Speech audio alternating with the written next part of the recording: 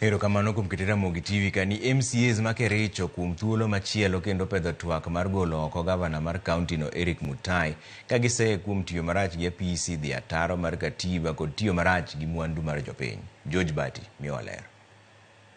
Kuom thuolo machielo e od bura ma Kericho, MCA ma Soin Sigowet Kiprotich Rogony opedho e nyim Speaker Patrick Mutai twak mageto thicho oko e apisi gavana mar kaunti no Eric Mutai. I rise to give notice of motion, Mr. Speaker, Honorable Speaker, I beg, with the support of the members of the County Assembly of Kericho, the County Assembly, whose names and signatures I have annexed here too, as Annexure 1, to move the motion for impeachment of His Excellency Honorable Eric Mutai, the Governor of Kericho County. Kaluwore kod Rogony, dwaro mar thicho oko gavana Mutai oyiengore motegno e chike kaluwore kod kido mogak ma gavana nosenyiso koting'o dhi ataro gi dwaro mar katiba, tiyo marach kod mwandu mag jopiny, tiyo marach kod apise e kind ketho mamoko. Number 1, gross violation of the Constitution of Kenya.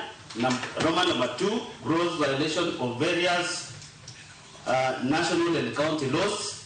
Roman number 3, serious reasons for believing that the governor has committed crimes under national law. Roman number 4, abuse of office, and Roman number 5, gross misconduct.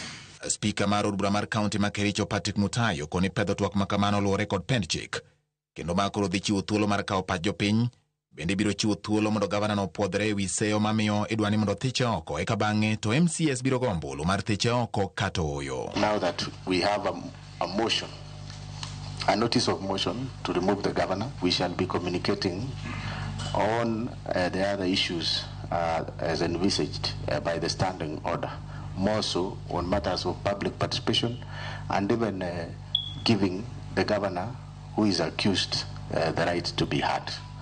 So please be guided accordingly. Our offices, that is the office of the Speaker and the clerk, shall be communicating in due course on the next course of action, as well as the date when the governor shall appear here and a vote shall be taken. Poni ariyo ewi adek mag kwan MCS duto ma kaunti ma Kericho siro twak mar thicho oko gavana Eric Mutai e kind ombulu. Ripodgi biro chwal ne od bura mar Senate, ma bende biro nono gimomiyo MCS go ng'ado mar thicho oko gavana no e kom. Ma ok e thuolo mokwongo ma gavana ma Kericho Eric Mutai yudore e lwet MCS ka e dwe mar 10 higa mar 2024 bende ne gigo ombulu mar thiche oko kane pok orese kod od bura mar Senate. George Bati, Ramogi TV. Moko kuom jokanyo riwruog jopuonj mar Kuppet Mombasa owuok tung' mosuo gi tend riwruog